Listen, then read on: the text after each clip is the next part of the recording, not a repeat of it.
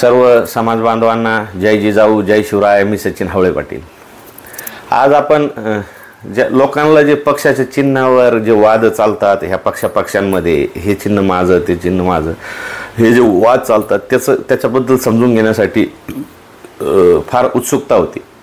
आणि आता लोकसभा निवडणूक चालू आहे आणि लोकसभा निवडणुकीमध्ये बऱ्याच लोकांना संभ्रम पडतो की बा हे प्रत्येक ठिकाणी वेगवेगळे चिन्ह का असतात, म्हणजे एका सर्व संपूर्ण भारतामध्ये एकच चिन्ह का नसतं. तर जे पक्ष मान्यता प्राप्त असतात, ज्यांना पक्षाची मान्यता मिळाली, त्या पक्षांचं एक राखीव चिन्ह त्यांना दिलं जातं.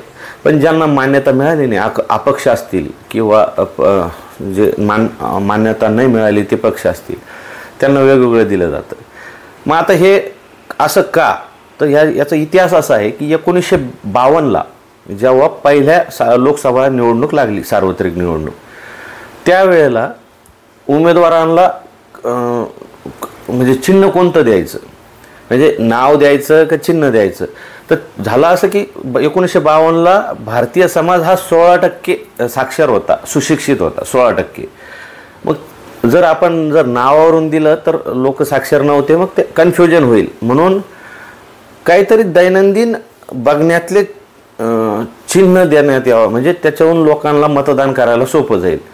मग 1952ला MS सेठी म्हणून निवडणूक आयोगानं ड्राफ्ट्समन त्यांना पद दिलं. ड्राफ्ट्समन म्हणजे त्यांनी ते चित्र काढायचं, लोकांना ते लक्षात येईल अशा पद्धतीने चित्र काढायचं, हे काम त्यांना दिलं.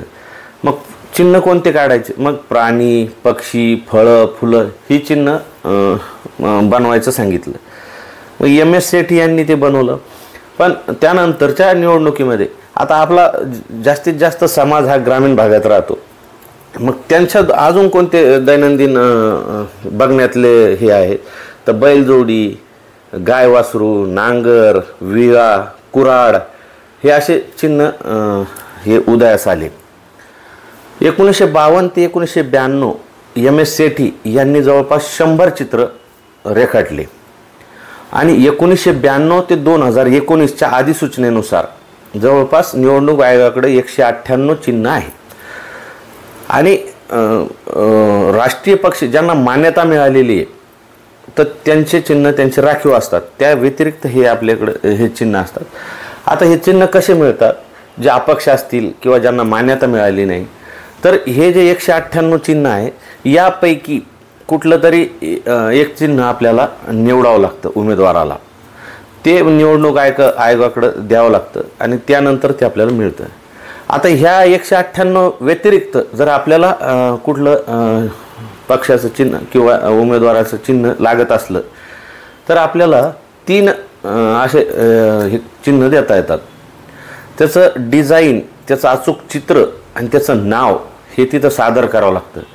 मग निवडणूक आयोग ते तपासतं की याला काही आक्षेप येईल का, याच्यामुळं कुठल्या भावना दुखावतील का. जर तसं काही वाटलं नाही तर त्या चिन्हाला मंजुरी मिळते. पण निवडणूक लागलेली असते आणि त्यावेळेला वेळ कमी असतो, म्हणून हे मुक्त चिन्ह जे असतात त्यातूनच उमेदवार एक चिन्ह निवडतो.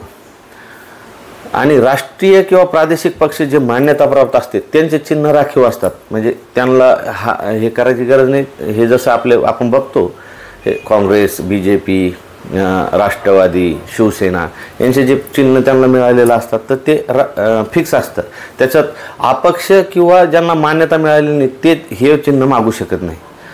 पण या पक्षांना आपलं चिन्ह हे टिकून ठेवण्यासाठी फार कसरत करावी लागते. यांना राष्ट्रीय किंवा प्रादेशिक पक्षाचा दर्जा टिकून ठेवावा लागतो. तर त्याच्यासाठी त्यांना एकूण मतदानाच्या 6% किंवा 2 आमदार खासदार हे निवडून आणावं लागते, तरच त्यांची मान्यता ही टिकून राहते. हे झालं पक्षाच्या चिन्हाविषयी. अजून एक माहिती अशी आहे की ज्या वेळेला आपण उभं राहतो आणि 2 उमेदवारांना सारखं मतदान पडतं तर त्यावेळेला ईश्वर चिठ्ठी म्हणून एक चिठ्ठी काढली जाते. तर ईश्वर चिठ्ठी म्हणून चिठ्ठी काढली जाते आणि त्या 2 चिठ्ठ्या टाकल्यानंतर त्यातून एक चिठ्ठी काढण्यात येते आणि ज्याचं नाव निघालं त्याला विजय घोषित करण्यात येतं. तर अशा प्रकारे हा इतिहास आहे. मी थोड्या अंशी तुम्हाला सांगण्याचा प्रयत्न केला. हा व्हिडिओ जर तुम्हाला आवडला असेल तर कृपया माझं चॅनल सबस्क्राईब करा, शेअर करा. तुमच्या शेअर आणि तुमच्या सबस्क्राईबमुळं आमचा उत्साह वाढतो. जर काही चुकलं असेल तर कॉमेंटमध्ये नक्की लिहा. मी अजून असे नवनवीन व्हिडिओ बनवण्याचा प्रयत्न करील. तर तुर्तास थांबतो. रोज माझे नवनवीन अपडेट येत राहतील. कृपया हे चॅनल सबस्क्राईब करा आणि शेअर करा.